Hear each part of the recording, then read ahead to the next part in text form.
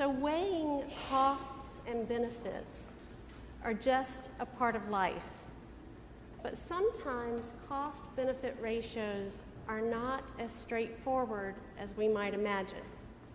When our son Wilson was in high school, he purchased a betta fish named Opal for her color. Opal cost him $5. Unfortunately, Opal was plagued by health issues from the very beginning, namely fin rot, the cursed fin rot, a fungal condition of the fins, which we think she contracted before she ever came to live with us. Now, Wilson went to work immediately. He investigated all the causes of fin rot, and he started buying remedies. First, he bought medications locally. When that didn't produce a cure, he started ordering medicine on our Amazon account. Depending upon who you ask, Wilson or his father, somewhere between $30 and $100 was spent in an attempt to cure Opal. In the end, none of it was enough to save Opal's life. Now, of course, it would have been far cheaper to just purchase another fish for $5 from the very beginning. That would have been the best choice from a financial cost-benefit ratio analysis. But Wilson functions according to a logic of relationship and not a logic of finances, especially when it comes to his pets. Now, Wilson chose this logic over and over again. Each step in Opal's treatment required a moment when an assessment was performed, a decision was made, and the next step was plotted. And with each step, with each medication purchased, Wilson made a sacrifice of time, money, and effort, and sometimes our money.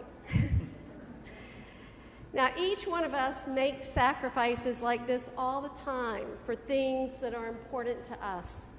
We sacrifice money, time, and energy for our jobs, our families, our friends, the causes we believe in. In reality, every significant decision that we make involves a sacrifice.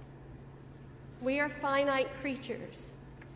And so to choose one thing is not to choose 1,000 other things. Life is inevitably full of sacrifices.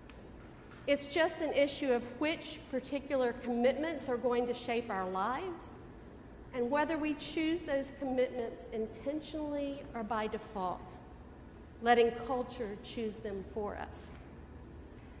Now, it seems to me that this is what Jesus is getting at in today's gospel reading. Whether it's building a tower or waging war, Jesus says, we should sit down and count the cost before we commit. And according to Jesus, the cost of following him is steep. It's a fact that many of the people around him didn't seem to grasp because we're told that large crowds were following Jesus as he traveled. Maybe that's why Jesus spoke in harsh and hyperbolic terms, in terms of hating father and mother, wife and husband and children, brothers and sisters, and even life itself, in terms of giving up all of one's possessions.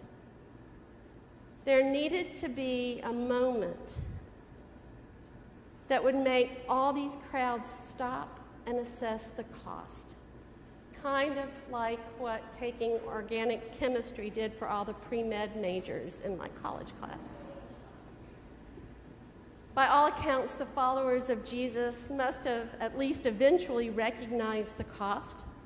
By the time we reach the cross in the Gospel of Luke, even the few people remaining with Jesus are following a lot less closely.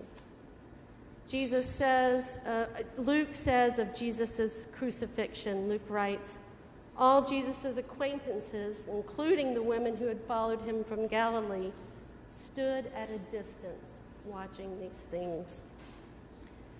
As they stood there, I wonder if somewhere in the back of their minds was the remark that Jesus had made some time before. Whoever does not take up the cross and follow me cannot be my disciple.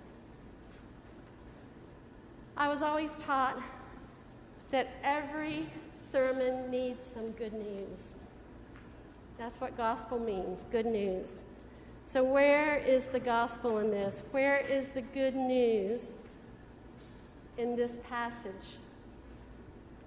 I think the good news is found, in knowing, the good news is found in knowing that when it comes to the kingdom of heaven, cost-benefit ratios function in a totally different way from all the business models around us. Imagine you are the parent of a very sick child, and you're told that his or her cure will cost you every last thing you own. You can count that cost, knowing full well what that means and the discomfort that it will bring, and yet you gladly spend it anyway for the sake of life and love. And this is how we're drawn to the kingdom of heaven. Scripture tells us that the kingdom of heaven is like a treasure hidden in a field. When someone finds it, she gets so excited that she sells all that she has and goes and purchases that field. Scripture says the kingdom of heaven is like a merchant looking for fine pearls. When he finds one of great value, the merchant sells all that he has to purchase that one pearl. To follow Jesus requires from us everything we have and everything we are. And yet we gain the most precious thing of all, the kingdom of heaven. And we gain it not just in the future, but in the here and now, and not just for ourselves, but in hope that we can share it with the world around us. Too often we think of carrying the cross as just being about what we sacrifice. But it's also about what we choose. It's the choice that the Lord gives Israel in today's reading from Deuteronomy.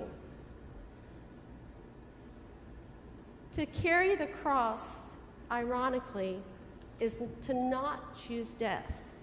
To carry the cross is to choose life. To carry the cross is to not choose death. To carry the cross is to choose the kingdom of heaven, where there is a whole new way of calculating cost-benefit ratios, where the shepherd leaves the 99 sheep to go and look for the one that is lost, where the despised and the outcasts are given seats of honor, and where maybe even a $5 betta fish is worth the effort and the money to save.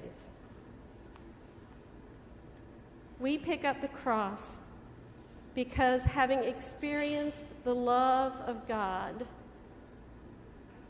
in the pouring out of God's love on the cross in Jesus, having experienced that love, we know that the cross is none other than the way of life, truth, and love. Each and every day, we wake up with the choice between life and death.